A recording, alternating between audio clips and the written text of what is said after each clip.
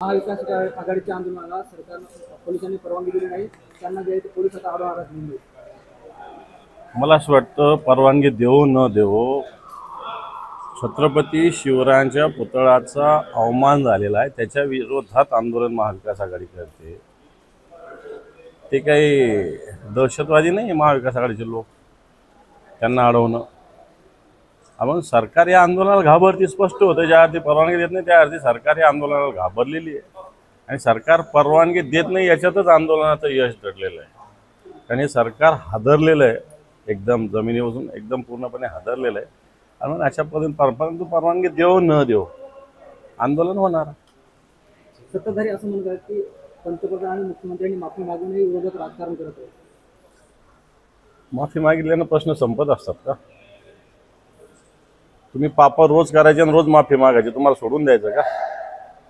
कारण ज्या पद्धतीनं ठीक आहे इतके बाकीचे भ्रष्टाचार तुम्ही करताय, करत बसा, खात बसा, परंतु छत्रपती शिवरायाच्या याच्यात नाही जमणार आहे. आणि म्हणून माफी मागून प्रश्न सुटत नसतात, याचं उत्तर तुम्हाला द्यावंच लागेल. अजून का अटक होत नाही तो आपटे? कोणाच्या जवळचा आहे तो? कोणाच्या जवळचा सांगावं ना. आणि म्हणून याचं उत्तर सरकारकडे नाही, त्याचं उत्तर द्यावं ना. माफी काय मागता? साहेब, बदलापूर घटनेतही भाजपनं आंदोलन केलं होतं, आजही भाजप राज्यभरात आंदोलन करते. भाजप सत्तेत आहे.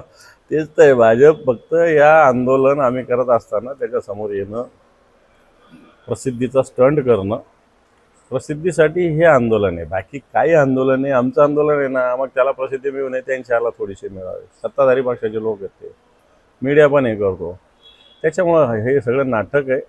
मला असं वाटतं नाटकाला जनता काही बोलणार नाही. साहेब, 2 दिवसापूर्वी तुमचं शेड्यूल आलं होतं, 10 वाजता छत्रपती शिवाजी महाराज यांच्या पुतळ्यावर आंदोलन करणार.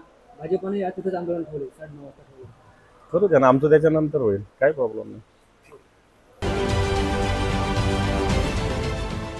देश विदेशातील प्रत्येक घडामोडींचे लाईव्ह अपडेट मिळवण्यासाठी आता साम टीव्हीच्या सर्व सोशल मीडिया प्लॅटफॉर्मला लाईक, फॉलो आणि सबस्क्राईब करा. तसंच सर्व नोटिफिकेशनसाठी बेल आयकॉन प्रेस करायला विसरू नका.